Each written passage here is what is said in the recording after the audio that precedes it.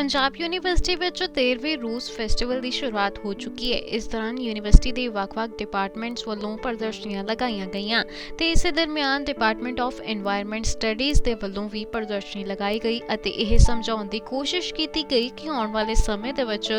ਵਾਤਾਵਰਣ ਨੂੰ ਕਿਸ ਤਰ੍ਹਾਂ ਬਚਾਇਆ ਜਾ ਸਕਦਾ ਹੈ। ਇਸ ਪ੍ਰਦਰਸ਼ਨੀ ਰਾਹੀਂ ਡਿਪਾਰਟਮੈਂਟ ਦੇ ਵੱਲੋਂ ਪਲਾਸਟਿਕ ਨੂੰ ਵੀ ਰੋਕਣ ਦੀ ਅਪੀਲ ਕੀਤੀ ਗਈ ਕਿਉਂਕਿ ਪਲਾਸਟਿਕ ਇੱਕ ਅਜਿਹਾ ਪਦਾਰਥ ਹੈ ਜੋ ਕਿ ਵਾतावरण ਨੂੰ बहुत नुकसान पहुंचाता है,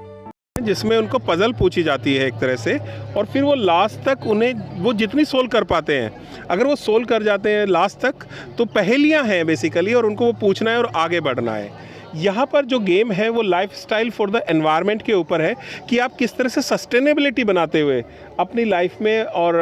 आगे बढ़ते हैं ताकि आपका जो आसपास एनवायरनमेंट है वो हरा भरा रहे। बच्चे यहाँ पर प्लेज ले रहे हैं कि yes I will contribute myself to minimize the carbon emission, यानी कि वो अपने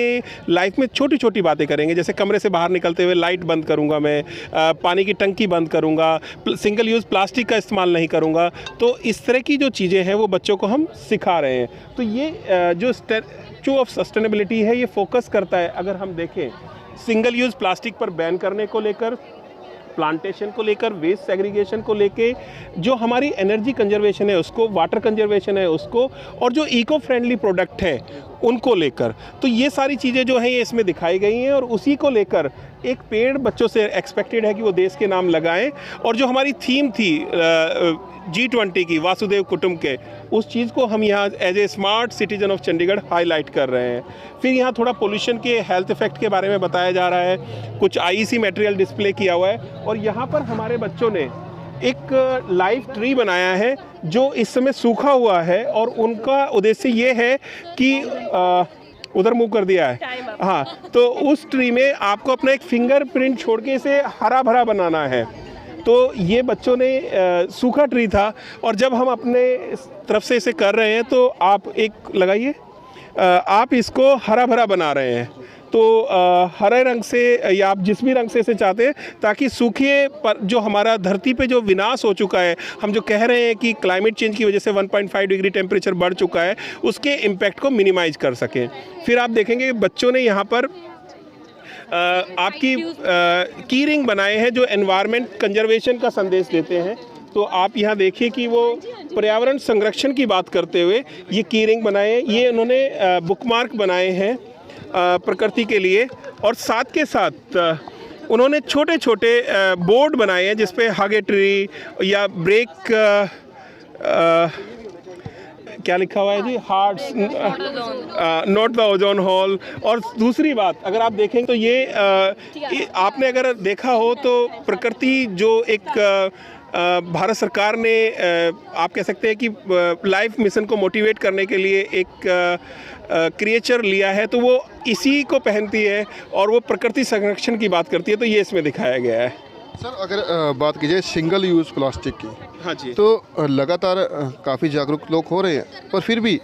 अगर चंडीगढ़ की बात करें तो फिर भी जो है सिंगल यूज़ प्लास्टिक अभी भी चलता हुआ नज़र आ रहा है कहीं ना कहीं। अगर सब्जी मंडियों में देख लें या शॉप्स पे देख लें तो शॉप्स पे भी ऐसे के प्लास्टिक जो है चलते हुए नज़र, प्लास्टिक बैग जो है वो यूज़ होते हैं। उसको रोकने के लिए आगे कितना बढ़ा जाए? देखिए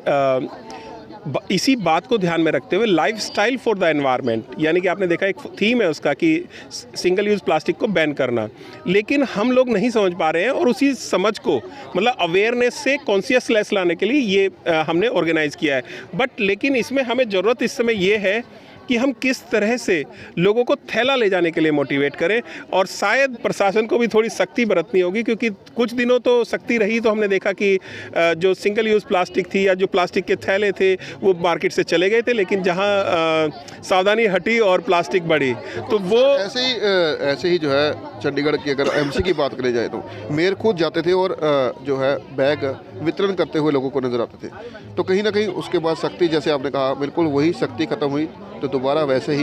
बैग जो है प्लास्टिक के शुरू हो चुके। पर अगर देखा जाए तो दूसरे बैग्स जो है वो महंगे होते हैं, इसके चलते कहीं ना कहीं जो है मंडी में जो लोग हैं वो दूसरे बैग यूज़ करने में आते हैं। होने ज़्यादा कि सस्ते हो जाएं और लोगों को बजट में आए। देखिए, प्लास्टिक के नुकसान के बारे में हम सब जान चुके हैं कि किस तरह से जो माइक्रो प्लास्टिक है वो ह्यूमन ब्लड से लेके प्लेसेंटा से लेके ब्लड ब्रेन बैरियर तक पहुंच चुकी है। और अब जो कोजल इफेक्ट रिलेशनशिप है वो इस्टेब्लिश हो रही है कि किस तरह से ये कैंसर कर रहा है, किस तरह से ये एंडोक्राइन डिस्टर्प्टर जो हमारे हार्मोनल सिस्टम है उस वाले कंपाउंड इसके अंदर मिमिक करते हैं, तो जो हमारे जेनेटिक इफेक्ट है वो देखने को मिल सकते हैं। तो इसलिए बहुत ज़रूरी है कि हम प्लास्टिक के प्रदूषण के हेल्थ इफेक्ट को समझें। अगर हम उन हेल्थ इफेक्ट को समझ सकते हैं तो एक थैला जो है वो महंगा ज़रूर होगा, लेकिन अगर आप उसे बार बार यूज़ करेंगे तो वो प्लास्टिक की कॉस्ट से भी सस्ता पड़ेगा। तो और जो हमारे आप कह सकते हैं कि जितने भी व्यापारी भाई बहन हैं वो भी इस चीज़ को समझें और वो भी कपड़े के थैले पे इंसिस्ट करें, नहीं तो सामान ना दें। तो जब तक ये इंडस्ट्री, हमारे व्यापारी भाई, हम लोग और जो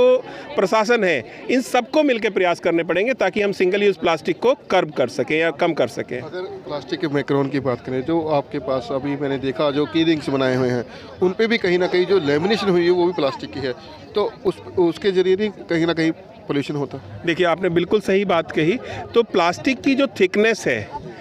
जब 2023 में 1 जुलाई को ये सिंगल यूज़ प्लास्टिक का रोल आया तो उसमें प्लास्टिक बैग्स, उसमें जो हम स्ट्रॉ यूज़ करते हैं, इन सब चीज़ों पे बैन लगाया गया। लेकिन अगर प्लास्टिक की थिकनेस जो बैग भी है 120 mm से ज़्यादा है, आप उनको यूज़ कर सकते हैं क्योंकि उनकी ड्यूरेबिलिटी और स्टेबिलिटी ज़्यादा होती है। तो